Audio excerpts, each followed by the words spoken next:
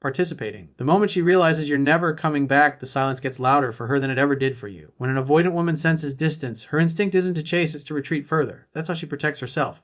Space feels safe to her. Participating, emotional intensity feels overwhelming, so when things start to disconnect, she assumes what usually happens: you'll reach out, you'll miss her, you'll break the silence first, because that's what most men do. They feel the separation and they panic. Participating, they send the just checking in text, they create a reason to reconnect, they look for closure, and every time they do, it confirms her internal belief distance works. If she pulls away, he comes closer. Participating, that pattern gives her emotional control without her even consciously trying. But when you don't come back, when your silence is steady, calm, and real, something shifts. At first, she tests it, she waits a few days, maybe a week. Participating, she expects to see your name pop up. She expects a reaction to one of her stories. She expects some subtle signal that you're still emotionally available. And when it doesn't happen, the silence starts to feel different, not peaceful, unsettling. Participating, avoidant personalities are comfortable creating distance, but they're not always comfortable being completely disconnected. There's a difference.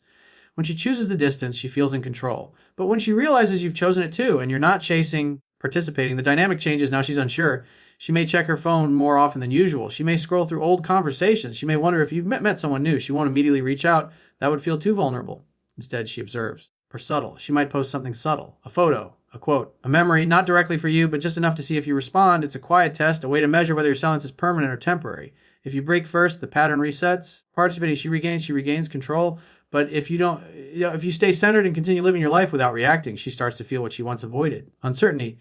And uncertainty creates emotional tension. So participating, she begins to question whether she miscalculated, whether you were more solid than she assumed, whether your calm exit means you've truly moved on. And that possibility is what unsettles her most, not because she suddenly becomes anxious. Participating because she can no longer predict you. Predictability feels safe. Your silence now feels unknown. The key here is consistency. If your absence is genuine, not a tactic, not a temporary protest, but a reflection of your standards, she feels it. Participating, she senses that this time you're not coming back to fill the gap.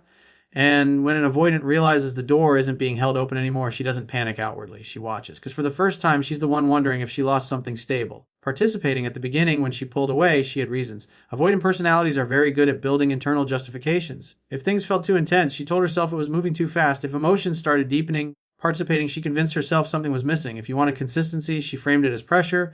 In her mind, creating distance was logical, necessary, protective. And when you were still reaching out, still available, still trying to reconnect, participating, it was easy for her to maintain that story. Every time you chased, it reinforced her narrative. See, this is why I needed space. It was becoming too much. Your effort unintentionally validate or withdraw. Participating. But when you stop coming back, when your silence becomes steady and your absence becomes real, the story begins to shift. Without your pursuit, there's no pressure to defend her decision anymore. Participating. There's no emotional intensity forcing her to justify why she stepped away. The dynamic is quiet now, and in quiet moments, the mind replays memories differently. She starts remembering the way you handled things calmly, the way you didn't overreact. Participating. The way you maintained your composure even when she pulled back. That steadiness, which may have once felt intimidating or unfamiliar, now feels grounding in hindsight. Distance changes perspective. When someone is present and emotionally available, participating, flaws feel bigger. When they're gone, strengths feel clearer. The arguments fade first. The warmth lingers longer. She begins to recall small details, how safe she felt in certain moments, how you listened without judgment, how you didn't try to control her. Participating, and here's the key, she does this privately. Avoidant personalities don't process regret outwardly. They process internally, quietly. They won't immediately admit they miss you. They won't send a long emotional message confessing doubt. Instead, participate. They sit with the memories, and the absence of drama makes those memories cleaner. If the ending had been chaotic, emotional outbursts, anger, desperation, she would attach those feelings to you. But if you exited with calm dignity, participating, there's no negative emotion to anchor the memory to. That allows her mind to romanticize the good parts. She may start comparing how she feels now to how she felt with you. She may notice that new attention doesn't feel as steady, that conversations lack depth. Participating, that emotional safety isn't as easy to find, and slowly, the narrative she once built begins to soften. What if I overreacted? What if I misread him? What if I walked away too quickly? Those thoughts don't come from pressure, they come from reflection. Participating, and reflection only happens when you stop chasing.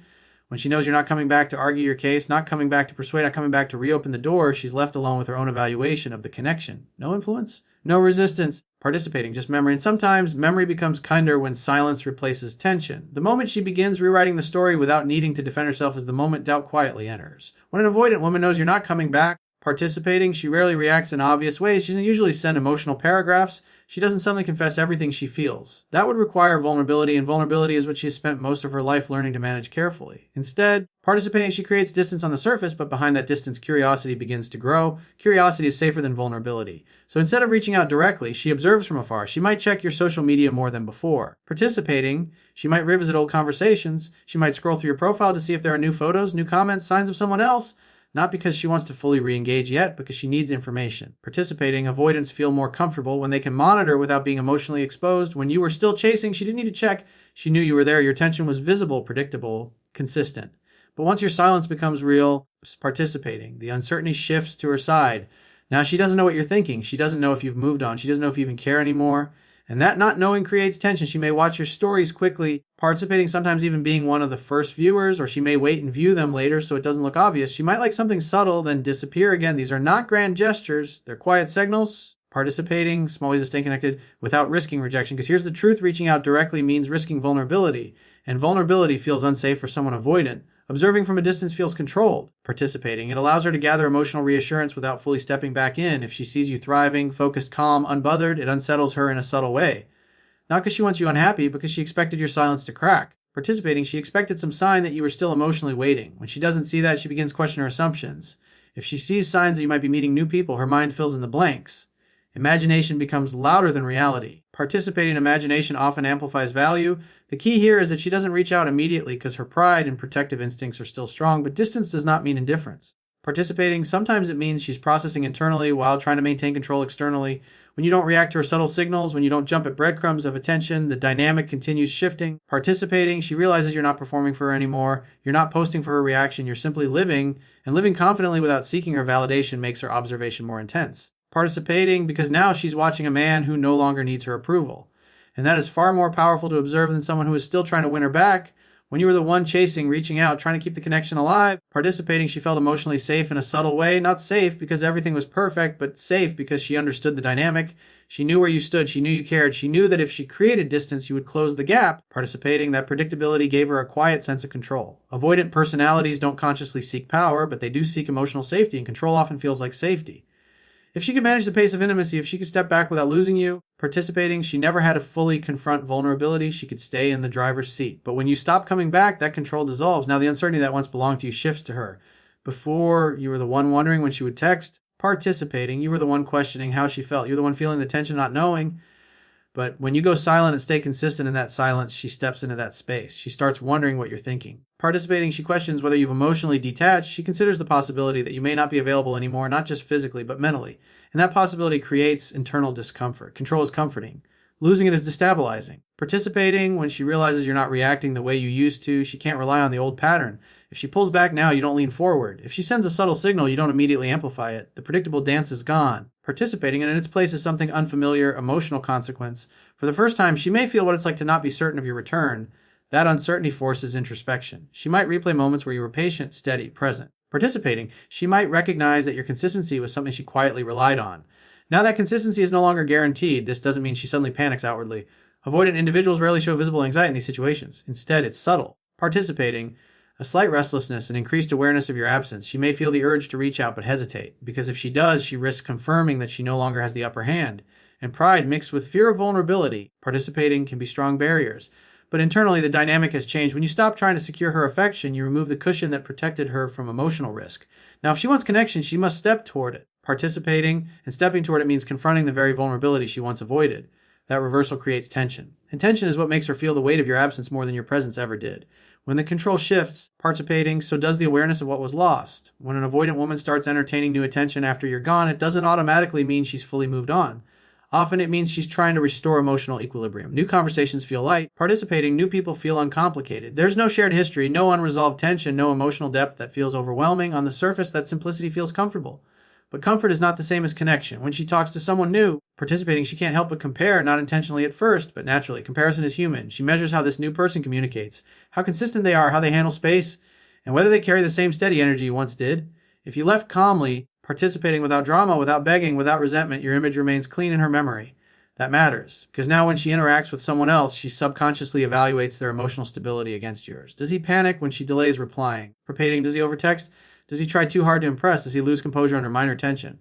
If the answer is yes, she feels the contrast immediately. The irony is that your strength often becomes more visible in absence than it ever was in presence. Participating, when you were there, your steadiness might have felt ordinary, predictable, but when she encounters inconsistency elsewhere, your emotional control suddenly feels rare, and rarity creates value. Avoidant personalities may seek novelty to avoid depth, participating, but depth leaves a mark. If you provided calm leadership, clear communication, and emotional steadiness, that imprint doesn't disappear just because someone new shows up. She may find herself thinking, wouldn't have reacted like this. Or participating, this feels different. Or even, I took that stability for granted. Comparison doesn't always create immediate regret. Sometimes it builds slowly. At first, it's subtle dissatisfaction, then it's recognition, then it's awareness. Participating and awareness can be uncomfortable because now she's not just evaluating someone new, she's reevaluating you. The qualities she once felt unsure about start to look solid. The things she once labeled as too much may now feel like effort. Participating, the consistency she once found overwhelming may now feel like security. This is why leaving with dignity is powerful. If you had left angrily, bitterly, emotionally unstable, the comparison would favor the new person.